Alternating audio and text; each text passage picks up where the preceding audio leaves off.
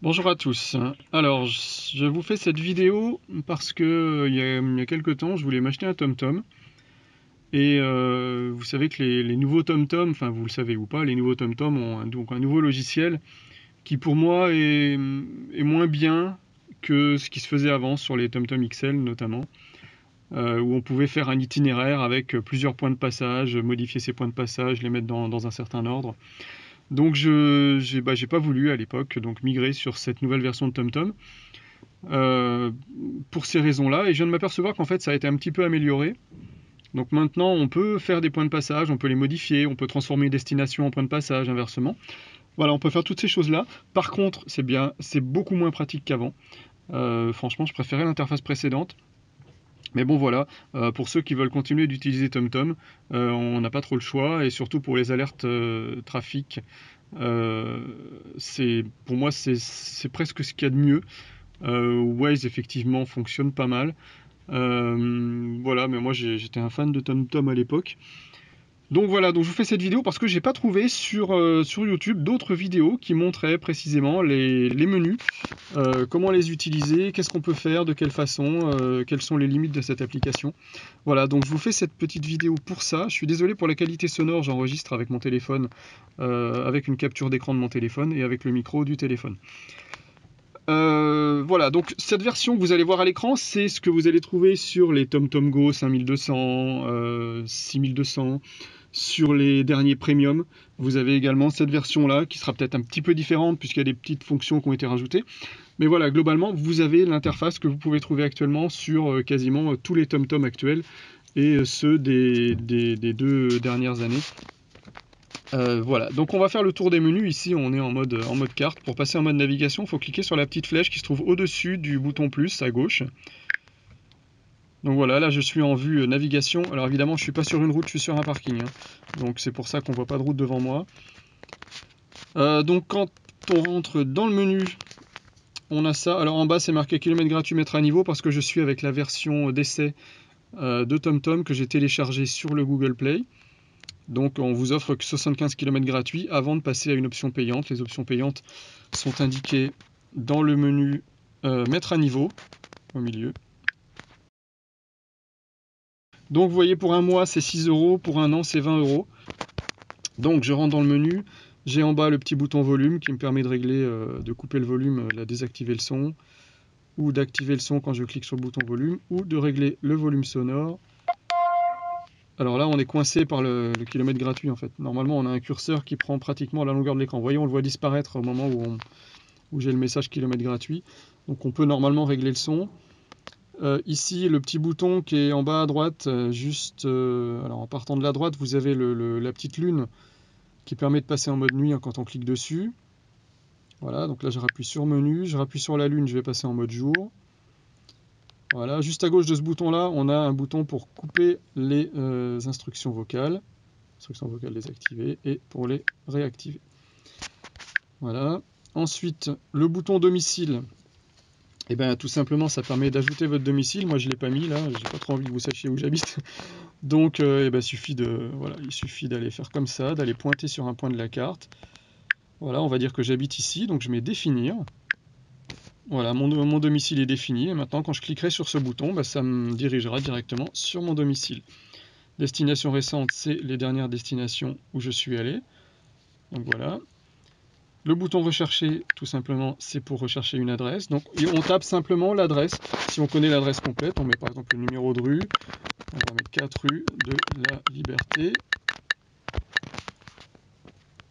Je réduis le clavier. On me propose des choses à gauche. Donc il y a une 4 rue de la Liberté qui se trouve à Dijon, une autre à Crimolois, vous voyez, à gauche de l'écran. À droite, vous avez des points d'intérêt qui sont proches de cette destination. Et si je vais sur Contact, en fait, c'est les contacts de votre téléphone. Si vous avez les adresses de vos contacts, vous allez pouvoir vous diriger directement sur vos contacts. Donc là, on va prendre 4 rue de la Liberté, Dijon. Voilà, on me montre sur l'écran où ça se trouve. Je clique. Alors, ici, on revient, quand j'appuie sur le bouton avec les 3 petits traits horizontaux, là, on revient sur le choix de ville. Et les deux bulles qui se trouvent juste à droite, c'est la vue carte.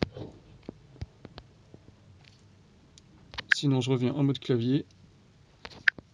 Voilà, donc j'ai dit 4 rue de la Liberté. Si j'appuie sur les 3 petits points, j'ai plusieurs options. Je peux soit rechercher d'autres choses près de cette adresse, soit utiliser comme point de départ pour programmer par exemple un itinéraire qui partirait de cet endroit-là pour aller à un autre endroit. Donc ça ne calculerait pas à partir de votre point de présence actuel, mais d'un autre point. Sinon, je peux ajouter à mes destinations favorites. Tiens, bon, on va le faire. On va l'ajouter à mes destinations. Je lui donne un nom. On va l'appeler Liberté.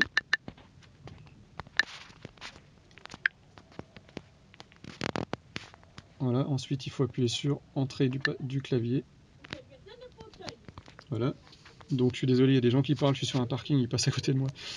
4 rue de la Liberté. J'ai appuyé sur Entrée.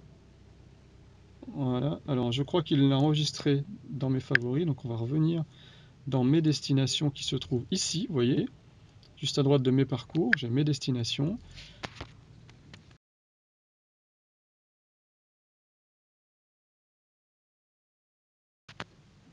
Donc pour naviguer ensuite directement, donc là, soit je clique sur 4 rue de la Liberté,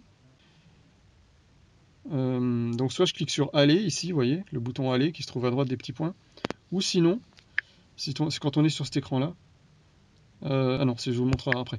Donc on va aller par ici, voilà. Donc là, voilà, il me dirige vers 4 rue de la Liberté. Donc on voit l'aperçu de la carte, on voit les bouchons. Le 5, là par exemple, ça veut dire 5 minutes de bouchon. Vous arriverez à destination à 9h47. Voilà, il me donne mon heure d'arrivée. Je coupe les données mobiles, sinon je vais recevoir des mails, ça va être un peu dérangeant. Voilà, ici on voit une zone de travaux en orange. Donc là, tout simplement, j'appuie sur le bouton gauche pour revenir. Et ensuite, alors je peux soit cliquer sur C'est parti, ou sur le bouton navigation au-dessus du plus. Et on clique quand même sur C'est parti. Donc là, il me montre avec des petits points, parce que je suis sur un parking évidemment.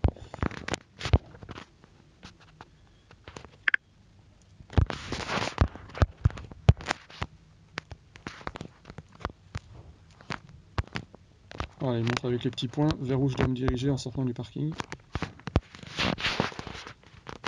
Je vais vous faire une simulation de guidage. Donc pour ça, on appuie au-dessus du plus. On clique sur le bleu de l'itinéraire. On me dit parcours vers 4 rue de la Liberté. J'appuie sur les 3 petits points. Là, j'ai plusieurs options. Soit je peux choisir des parcours alternatifs. Trouver une alternative. Voilà, donc il m'en propose plusieurs.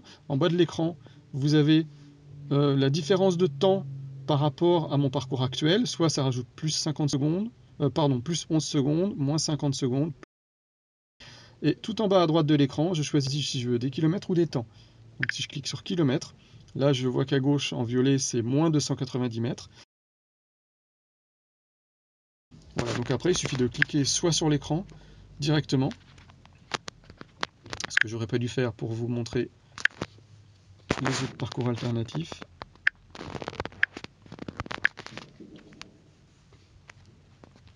Voilà, donc si je clique sur les couleurs en bas, voilà, ça part directement sur le choix d'itinéraire alternatif. Donc ensuite je reclique sur l'itinéraire, 3 petits points. Je peux ajouter un arrêt à ce parcours. Tiens, on va le faire. On va aller s'envoyer dans les bouchons, on va voir ce qu'il raconte. J'ai vu qu'il y avait un bouchon. Comment on va faire? Tiens, on va aller par là. On va passer juste à cet endroit-là. Bien dans le bouchon. Voilà, et vous voyez qu'à droite de l'écran, dans ma barre de progression, on voit 2 minutes de bouchon. Alors 2 minutes sur la petite carte là, et juste au-dessus, on voit 2 minutes 30 exactement, vous voyez dans les chiffres en haut à droite. Donc je clique sur C'est parti, et hop, je suis en navigation. Donc je reclique au-dessus du plus, la petite flèche, je clique sur mon itinéraire, 3 petits points, gérer le parcours, lire l'aperçu du parcours. Donc là, ça va vous montrer exactement ce qui se passe quand je suis en navigation. Donc on va appuyer au-dessus du plus pour se mettre en 3D. Version SMS. Après 80 mètres, allez tout droit, avenue de la Paix, puis tournez à gauche. Alors, vous voyez, en bas à droite, c'est l'heure actuelle. En haut Allez à droite, tout droit, puis tournez à gauche. en haut à droite, c'est l'heure d'arrivée. Il me reste 4,4 km et 17 minutes. Voilà. Donc pour arrêter, je clique sur la croix en bas à Après droite. 60 mètres, tournez à gauche, D974, avenue de Langres. Voilà, je clique sur la croix pour sortir. Donc, vous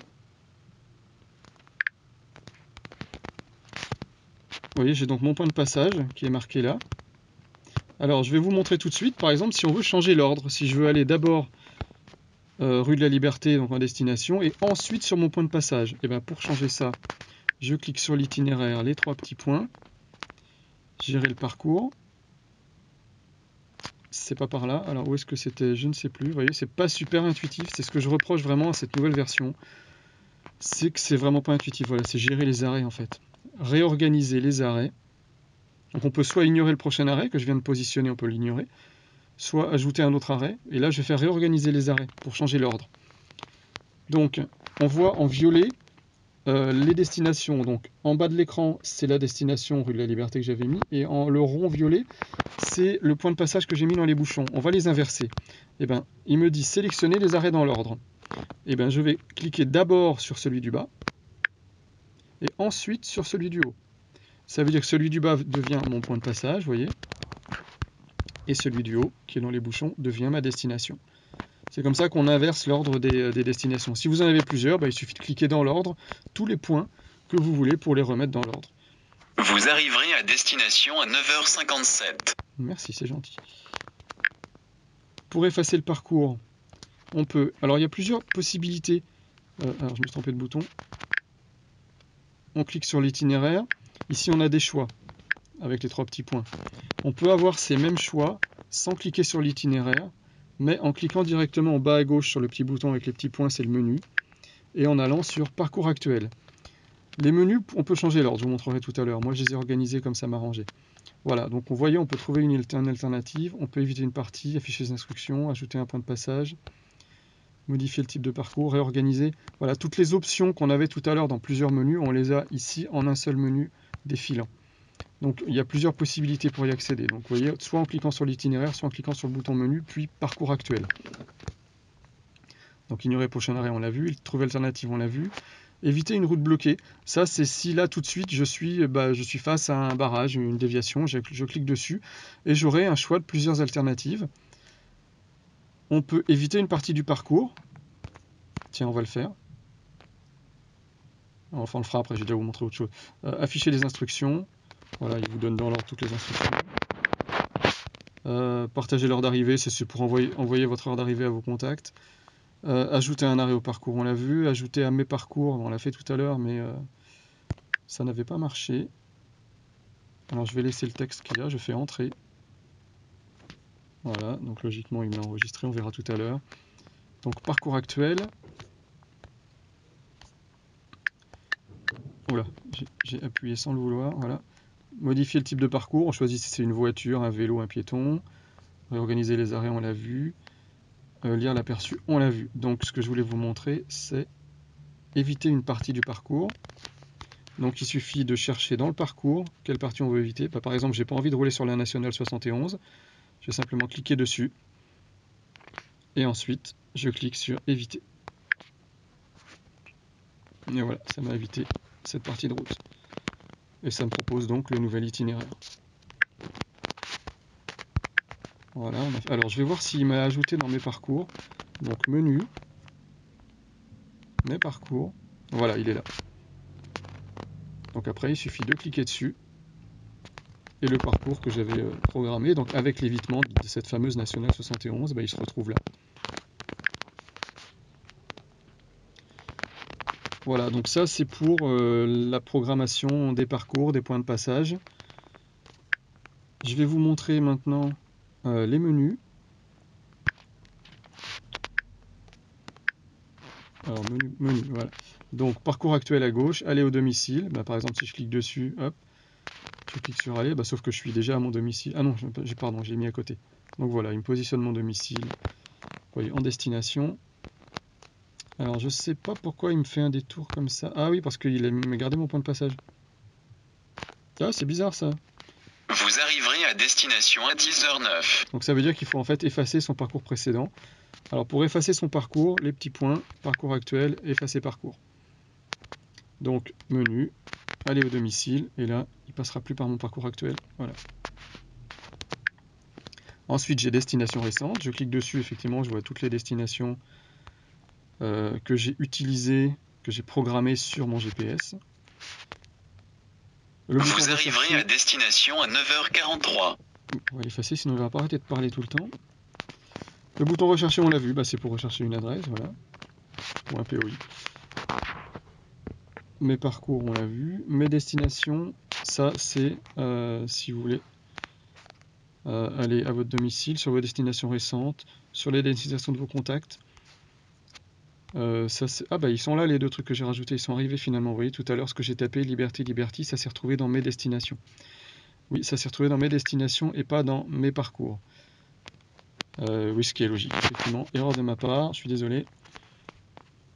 Je l'utilise pas depuis très longtemps, donc j'ai encore un peu de mal. Parking, bah, c'est pour aller sur un parking, voilà. Je vous montre les parkings sur l'écran. Vous cliquez sur un parking, hop, et puis vous cliquez sur aller. Station-service, même principe, mais pour les stations-service. Signaler une zone à risque. Donc ça va... Hop, quand je clique directement dessus, ça signale l'emplacement où je suis comme zone à risque. Donc là, je vais annuler. La zone à risque, on peut la signaler également d'une autre façon. Quand vous êtes sur un parcours, voilà, j'ai programmé un parcours. Vous pouvez cliquer sur la flèche bleue de votre voiture, signaler une zone à risque. Vous arriverez à destination à 9h44. Voilà, la flèche bleue, et puis cliquez sur signaler une zone à risque. J'avais vu également à un moment donné un bouton zone à risque en bas de l'écran, mais ça doit être quand je roule sur une vraie route, parce que là du coup j'y suis pas.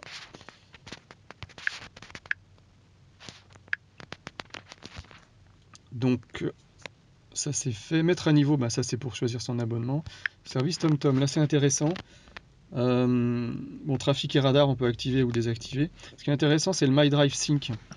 Le My Drive Sync c'est très très bien parce que vous allez vous loguer en fait. Si vous avez déjà un compte, vous ferez connexion, vous taperez votre adresse email. Je ne vais pas vous le faire, je ne vais pas vous montrer mon adresse.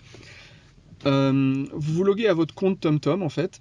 Et quand vous allez sur My Drive, en étant connecté à ce compte-là, et en synchronisant votre smartphone ou votre GPS boîtier avec votre My Drive, vous allez pouvoir créer des parcours directement sur votre ordinateur. Donc ça va être beaucoup plus facile d'aller positionner des points de passage, de changer votre itinéraire, de bien dire par où vous voulez passer. Si vous avez par exemple 4 ou 5 points de passage, que vous voulez faire un road trip par plusieurs endroits, c'est plus facile de préparer ça sur l'ordinateur. Vous avez plus de facilité que sur l'écran du smartphone, même si c'est bien sûr possible sur le smartphone ou sur le GPS directement. Donc vous préparez ça sur votre ordinateur, vous le sauvegardez.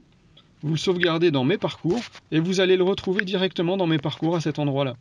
Vous allez retrouver tous vos parcours que vous avez créés sur le My Drive. Inversement, ce que vous allez créer ici, ce sera synchronisé avec votre My Drive sur le PC. Et ça, c'est franchement une grande amélioration par rapport à ce qui se faisait avant sur l'ancienne interface TomTom. Le bouton support, bon, bah, c'est pour demander de l'aide ou regarder un petit peu l'aide. Ici, le bouton paramètres. Alors, je vais juste avant le bouton paramètres, je vais vous montrer comment on déplace un menu. Par exemple, ce bouton parcours actuel, je veux le déplacer. Je clique dessus, je reste appuyé. Et là, je fais avec les flèches gauche-droite, je le déplace. Donc là, je l'envoie vers la droite. Quand je suis satisfait, j'appuie sur terminer. Donc maintenant, il se retrouve, vous voyez, il se retrouve ici. Il se retrouve en 4e position. Je vais le remettre à gauche en restant appuyé dessus. Voilà, ça permet d'organiser vos menus de manière à ce que ce soit le plus facile pour vous. Moi, le parcours actuel, je l'ai mis tout de suite à gauche parce que quand je suis en navigation, je clique sur menu, clac, parcours actuel. Bon, là, évidemment, j'ai pas de parcours. Et voilà, j'ai tout de suite les options sur mon parcours actuel. Ensuite, le bouton aller au domicile, c'est un bouton fréquent, destination récente également et rechercher également. Après, ce qui est moins fréquent, je l'ai mis en 2e page et encore moins fréquent en 3e page. Voilà, après, j'ai le bouton paramètres. Là, on va parcourir tous les paramètres. Aspect, affichage, couleur du thème, on peut changer la couleur. La couleur actuellement, c'est la couleur bleue. Tiens, on va le mettre en rose festif. Voilà. Je vais vous montrer ce que ça donne. Vous voyez, c'est très flashy. Voilà, il y a du rose. Donc, on va le remettre en bleu. C'est un peu moche.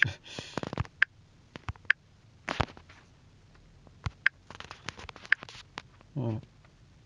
Donc, basculer automatiquement vers les couleurs nocturnes ou pas. Donc, moi, je préfère le faire manuellement, comme je vous l'ai montré tout à l'heure. Barre de parcours, c'est ce qui se trouve à droite de l'écran. Information sur l'arrivée.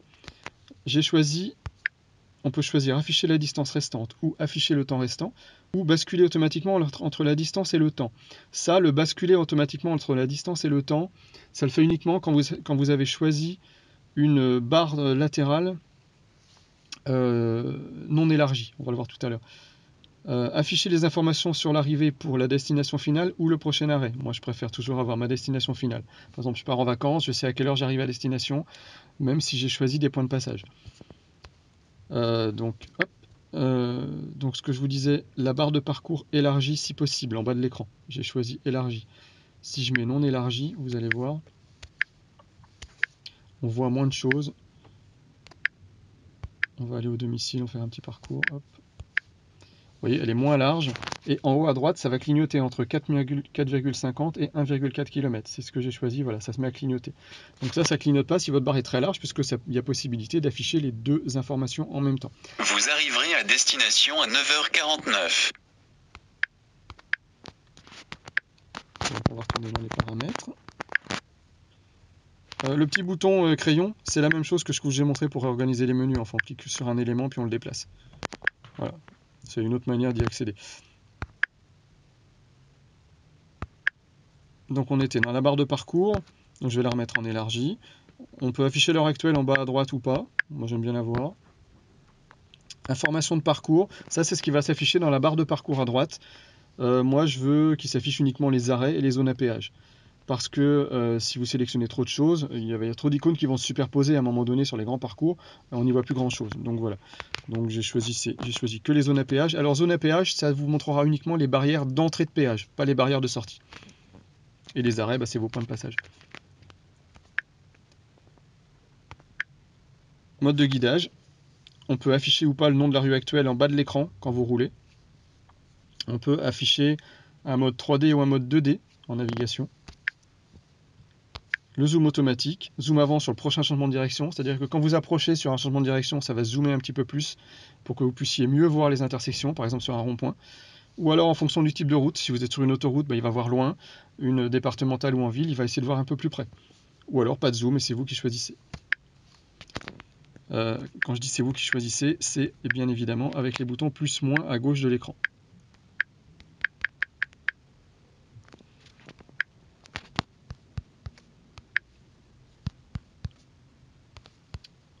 J'étais dans l'aspect. Zoom automatique, basculement automatique en mode carte. Et ça vous bascule automatiquement en mode carte quand vous avez choisi un itinéraire.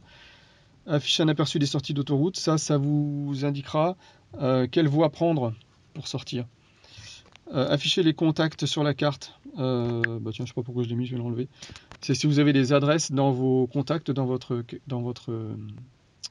contacts justement, du téléphone ou de votre GPS, ça va vous afficher la position exacte des contacts sur la carte et donc vous allez pouvoir vous diriger sur eux simplement. Donc là on a fini pour ce qui est aspect, ensuite les voies. Choisir une voie, là j'ai choisi la voie de synthèse. La voie de synthèse, tout ce qui est voie de synthèse, ça vous permet d'avoir les noms de rues en clair. Tournez à droite, rue machin, tournez à gauche, rue truc. Et si vous choisissez d'autres voies, tout ce qui s'appelle voie enregistrée, là vous aurez, évidemment je ne suis pas connecté à internet, on ne pourra pas avoir d'aperçu, vous aurez uniquement tourner à gauche, tourner à droite, aller tout droit, troisième sortie, voilà. Il n'y aura pas de détails de rue. Vous pouvez modifier votre liste de voies pour les supprimer par exemple. Ensuite, on veut que la voie lise l'heure d'arrivée à voix haute, les instructions anticipées, les numéros de route à voix haute, Voilà, vous choisissez ce que vous voulez. Et vous choisissez votre canal de sortie audio. Si vous voulez que ça passe par un canal spécifique pour régler le volume de ce canal-là, par exemple. Par exemple, si vous voulez que la voix soit plus forte que votre musique ou moins forte, vous pouvez choisir un autre canal. Et ensuite régler dans Android le volume. Ou directement avec le bouton volume dans l'appli, comme on l'a vu tout au début. Les cartes, et bien là on va pouvoir télécharger une nouvelle carte. Donc on choisit sa carte. Une fois qu'on l'a choisi, on clique sur télécharger. Évidemment tout ça c'est gratuit. C'est gratuit évidemment si vous avez un GPS boîtier et payant à l'année ou au mois si c'est l'application smartphone. J'en étais où? J'en étais là. Planification de parcours. Suggestion de destination. Alors tiens, je sais pas trop ce que c'est ça en fait. Et ben si vous le savez, indiquez-le moi dans les commentaires. J'ai pas encore cherché. Je pense que ça va vous proposer des points d'intérêt à proximité de là où vous êtes. On peut choisir lorsqu'il y a un nouveau parcours, par exemple que vous avez eu un bouchon devant vous, qu'est-ce que vous voulez qu'il se passe lorsqu'un parcours plus rapide est disponible. Moi j'ai choisi me demander pour que je choisisse, ou alors toujours embarquer le parcours le plus rapide et il va automatiquement se calquer dessus. Lors de la planification, j'ai choisi le parcours le plus rapide. On peut choisir un autre type de parcours. Je vous laisse regarder tous les choix. Éviter sur tous les parcours. Moi, je ne veux pas aller dans les ferries et les trains et je ne veux pas utiliser les voies des agriculteurs, donc les voies non revêtues. Ferry, je vous conseille de le mettre parce que moi, j'ai voulu faire un parcours pour aller sur Lacanau, le canot qui se trouve vers Bordeaux. Et là-bas, il n'y a qu'un seul pont en fait pour y passer. Et pas loin, il y a un ferry. Et il m'avait trouvé un trajet plus court par le ferry. Et je ne comprenais pas pourquoi il arrivait à passer à travers la mer. Et effectivement, voilà, effectivement, j'avais pas coché cette option-là. Et donc, il voulait me faire passer par le ferry. Voilà, un transport de voiture sur 3-4 km, je crois. Ensuite, les sons et les alertes. Type d'avertissement, soit lire à voix haute, soit... Alors ça, lire à voix haute, ce n'est possible que si vous avez choisi la voix TTS, la voix de synthèse. Par son ou par image. Les avertissements, c'est si vous dépassez la limite de vitesse, les zones de danger, vous voyez, zone de danger, zone à risque, les embouteillages, vitesse excessive et lire les avertissements routiers, donc de bouchons, d'embouteillages, etc. Ensuite, donc ça c'est les sons. Les unités, bon bah évidemment, moi j'ai choisi kilomètres. Automatique, ça marche aussi, j'ai préféré le bloquer en kilomètres. Exécuter en arrière-plan, ça permet si vous appuyez sur le bouton Home. Ça n'existe évidemment que sur l'appli smartphone. Si vous appuyez sur le bouton Home, vous allez continuer de recevoir les informations guidage en vocal. Économie d'énergie, ça c'est si votre smartphone évidemment n'est pas branché. Vous choisissez une fonction qui vous permettra d'économiser votre batterie. Et dans le système, on a les versions, etc. Voilà, on a fait le tour. Le petit bouton en haut à droite, je vous en ai pas parlé, le petit bouton bleu, bah, c'est pour revenir simplement en mode navigation directement. Voilà.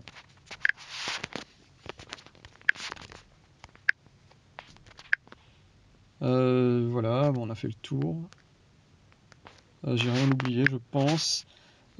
Si vous avez des astuces que je vous ai pas montré sur cette vidéo, que forcément j'ai peut-être pas trouvé ou que j'ai oublié, n'hésitez pas à m'en faire part dans les commentaires, ça pourra aussi intéresser toutes les personnes qui passeront par là. Et je vous ferai bientôt une vidéo un petit peu pour vous montrer le MyDrive, éventuellement, si ça peut vous intéresser, mettez-le moi également. Encore que c'est assez simple d'emploi hein, sur l'appli PC. Voilà, j'espère que vous aurez trouvé cette vidéo intéressante et que vous en savez maintenant plus sur les nouvelles applications TomTom. Je vous mets dans la description les liens vers les boîtiers TomTom actuels, les boîtiers intéressants. Si vous êtes intéressé pour l'achat d'un boîtier, n'hésitez pas à passer par ce lien. C'est toujours sympa. Et en attendant, je vous dis à bientôt pour une prochaine vidéo.